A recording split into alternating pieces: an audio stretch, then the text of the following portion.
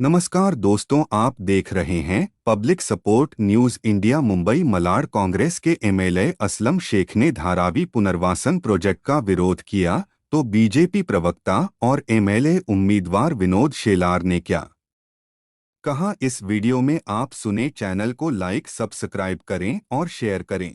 वहाँ के लोगों के लिए ही है। आज भी वहाँ के लोग ही उसके लिए यूज कर रहे हैं, कोई बाहर से आके यूज नहीं कर रहा है। तो सरकारी काम लोगों को सेवा देने के लिए हो रहा है, तो मुझे लगता है इसमें कोई बड़ी आपत्ति नहीं थी। आप जो कह रहे हो वो अलग बात कह रहे हैं। ये असलम शेख जी का लोगों को भड़काना और उसमें अपना उल्लू सीधा करना, अपनी राजनीति चमकाना है।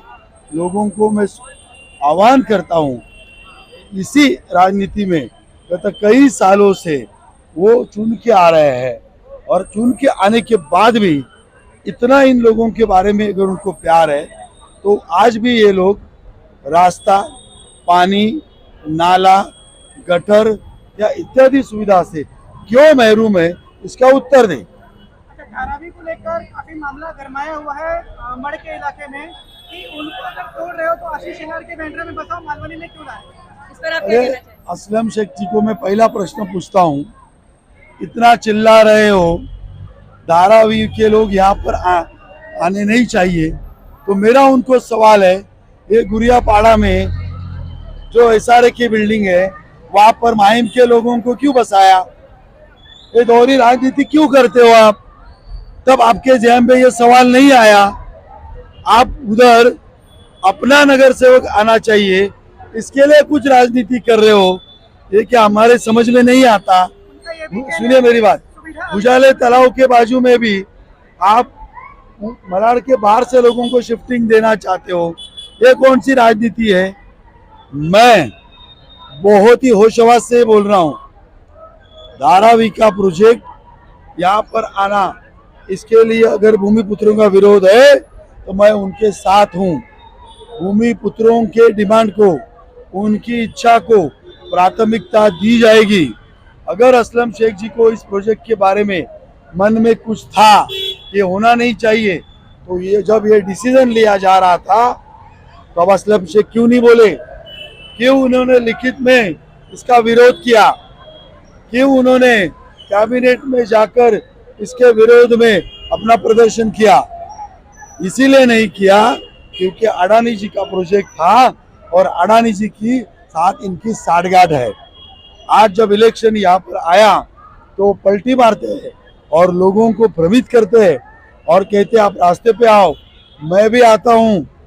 भैया, हमको समझ में आता है आप क्या सोचते हो। प्रोजेक्ट नहीं हुआ तो फिर अडानी जी सेटलमेंट के लिए आएंगे और फिर कुछ धन की बात होगी।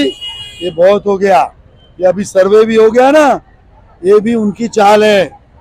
आप मुझे बताइए मैडम, इतना साल आप कवर कर रहे हो, 140 एकड़ लैंड का सर्वे करने के लिए एक आदमी आता है?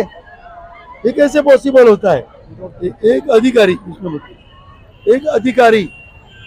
दूसरी बात, एक छोटा 100 फुट का दुकान तोड़ना है या घर तोड़ना है और उधर विरोध होता है तो अधिकारी पुलिस को लेके आते हैं। आप साफ साफ कहना क्या चाह रहे हैं कि वहाँ पर जो अधिकारी आए थे वो नकली थे? ये सब असलम शेख का षड्यंत्र था, लोगों ने भ्रमित करने का। ये उजागर हो गया है क्योंकि जब वो सर्वे के लिए आए तो 2 मिनट में असलम शेख वहां पहुंचे, 5वें मिनट में कांग्रेस के कार्यकर्ता आए। तो ये सोचा समझा षड्यंत्र है। असलम जी, पूरा जीवन ही षड्यंत्र करोगे? अरे कुछ अच्छा काम करके दिखाओ, काम से वोट मांगो। ये अभी षड्यंत्र की राजनीति, क्रेडिट जीवी की राजनीति नहीं चलेगी। बहुत हो गया, अभी लोगों ने सोच बना लिया है, परिवर्तन इधर आना ही है। संबोधित करने आप यहाँ पे आए? अब नक्की हो गया है कि मलाड की जनता बदलना चाहती है असलम शेख को। यहाँ की तुष्टीकरण की राजनीति अब समाप्त होगी और विकास की राजनीति शुरू होने जा रही है।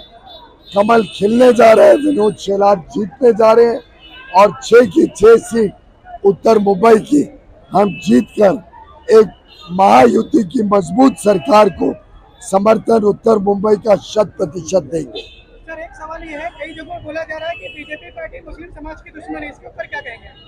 हमने सारे समाज को साथ लेकर राजनीति की है। जब 80 करोड़ लोगों को मुफ्त में अनाज दिया, जब 55 करोड़ लोगों को मुफ्त में स्वास्थ्य सेवा दी, जब 4 करोड़ घर मुफ्त में गरीबों को दिए, जब हम अलग अलग योजनाओं से, चाहे मुद्रा योजना हो, जहाँ करीब करीब 53 करोड़ लोगों को लाभ मिलाए, चाहे स्वनिधि योजना हो हमारे ठेले वाले फेरी वालों के लिए, चाहे वो कौशल विकास का काम हो या अच्छी शिक्षा देने का काम हो, कोई काम में प्रधानमंत्री मोदी जी की सरकार ने या महायुति की सरकार ने कभी भेदभाव नहीं किया। हमारी सरकार सारे समाज को साथ लेकर सभी का उद्धार हो और 140 करोड़ देशवासियों के उज्जवल भविष्य के लिए काम।